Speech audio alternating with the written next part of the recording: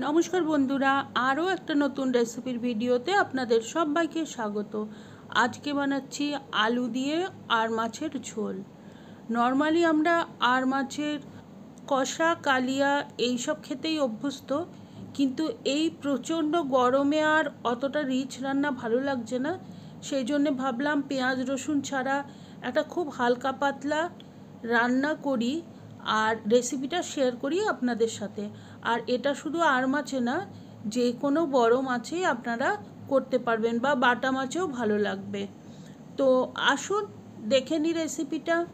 নিয়েছি 5 পিস আর মাছ। আর এই মাছটা আমার ফ্রিজে ছিল, সেজন্য একটুখানি হলুদ লাগানোই ছিল। এখন ভালো করে ধুয়ে নিয়েছি আর একটুখানি লবণ হলুদ মাখিয়ে নিচ্ছি। লবণ হলুদ মাখিয়ে মাছটাকে আমি 10 মিনিট রেখে দেব। আর এর মধ্যে কড়াইতে গরম করতে দিচ্ছি সর্ষের তেল। রান্নাটা আমি সর্ষের তেলে করব। আর আপনারা জানেন যেসব মাছের আঁশ থাকে না, তার মধ্যে আর মাছও আছে, এগুলো কিন্তু ভাজার সময় খুব ফাটে। তো সেজন্য একটু সাবধানে ভাজবেন। একটু ঢাকনা দিয়ে দিয়ে আর মাছটা আমি ভেজে নেব।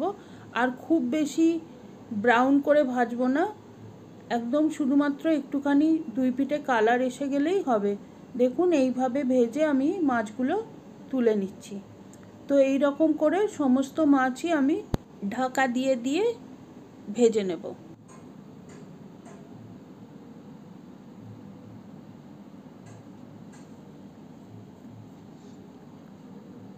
সমস্ত মাছ আমার ভাজা হয়ে গেছে। এখন কড়াইতে ওই তেলেই দিয়ে দিচ্ছি একটা তেজপাতা, দুটো শুকনো লঙ্কা, হাফ চা চামচ জিরে। জিরে ভাজা সুন্দর গন্ধ বেরিয়ে গেলে আমি এর মধ্যে দিয়ে দেব দুটো এলাচ, দুটো লবঙ্গ, একটা ছোট স্টিক দারচিনি। এলাচগুলো ফাটিয়ে দিয়েছি।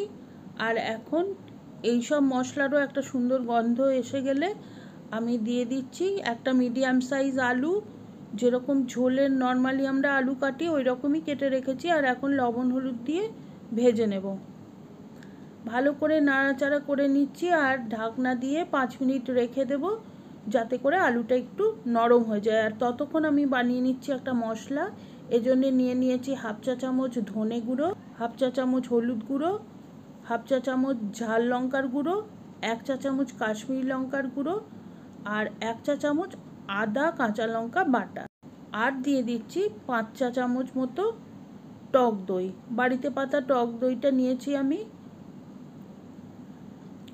আর এই সমস্ত মশলা আমি ভালোভাবে মিশিয়ে রাখবো, এতে করে গুঁড়ো মশলাগুলো একটুখানি ফুলে যাবে। রান্নার স্বাদটা এইভাবে রান্না করলে বেশ ভালো হয়। তো মশলাটা মিশিয়ে রাখা আমার হয়ে গেছে। আর এদিকেও 5-7 মিনিট হয়ে গেছে। এখন ঢাকনা খুলে দেখছি যে মোটামুটি রং দেখেই বোঝা যাচ্ছে আলু আমার একদম সেদ্ধ। দেখুন আলু সেদ্ধ হয়ে গেছে। তো এখন আমি এইমাত্র যে মশলাটা বানিয়ে রেখেছিলাম সেটা দিয়ে দিচ্ছি। মশলা দিয়ে ভালো করে আলুর সাথে মিশিয়ে নেব আর মশলাটা ভালোভাবে কষিয়ে নেব। আঁচ কিন্তু আমার মিডিয়ামেই আছে। দিয়ে দিচ্ছি আন্দাজ মতো লবণ। এখন সব কিছু ভালোভাবে মিশিয়ে নেব আর মশলাটা মিডিয়াম হিটে ভালোভাবে কষিয়ে নেব।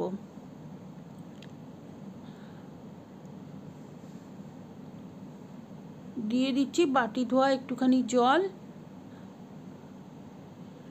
এখন আঁচটা বাড়িয়ে দিয়ে 2 মিনিট একটু ঢাকনা দিয়ে রাখবো, যাতে করে মশলার সাথে আলুটা ভালোভাবে সেদ্ধ হয়ে যায়।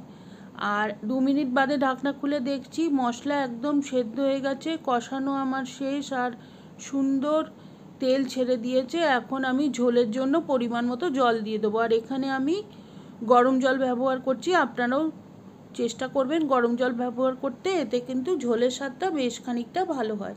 ঝোলের জন্য পরিমাণ মতো জল দিয়ে দিলাম। আর যেহেতু গরম জল, প্রায় সঙ্গে সঙ্গেই এটা ফুটে যাবে। আর ফুটে গেলেই কিন্তু রান্না আমার কমপ্লিট প্রায়। তো আমি এখন মাছগুলো এর মধ্যে ছেড়ে দেব আর 2 মিনিট মাছ দিয়ে রান্না করে নেব, যাতে করে ঝোলের মধ্যে মাছটা একটু নরম হয়ে যায় আর মশলা সব মাছের মধ্যেও একটুখানি ঢুকে যায়। ঝোলের মধ্যে মাছগুলো ভালোভাবে ডুবিয়ে দিয়ে ঢাকনা দিয়ে 2 মিনিট মিডিয়াম হিটে রান্না করব। আর তারপরে ঢাকনা খুলে চিনি দিয়ে গ্যাসটা অফ করব। চিনিটা একটুখানি দিতে হবে, কেননা দই ব্যবহার করেছি মশলায়, আর দইয়ের টক ভাবটা কাটানোর জন্য একটুখানি স্বাদের ব্যালেন্সের জন্য চিনি দেওয়াটা দরকার। লবণটা চেক করে নেবেন। গ্যাস অফ করে দিয়েছি, রান্না আমার তৈরি, এবার সার্ভ করে দেব। আর একদম শেষ মুহূর্তে আপনারা একটু ঘি গরম মশলা অ্যাড করতে পারেন। আমি রান্নাটা সিম্পলি রাখতে চেয়েছি, সেজন্য ঘি গরম মশলাটা দিইনি। এটা গরমের তপ্ত দুপুরে গরম ভাতের সাথে ভীষণ ভালো লাগবে। আপনারা বাড়িতে অবশ্যই একদিন ট্রাই করবেন, কমেন্ট করে জানাবেন কেমন লাগলো। আর রেসিপিটা ভালো লাগলে please like, share and subscribe my channel.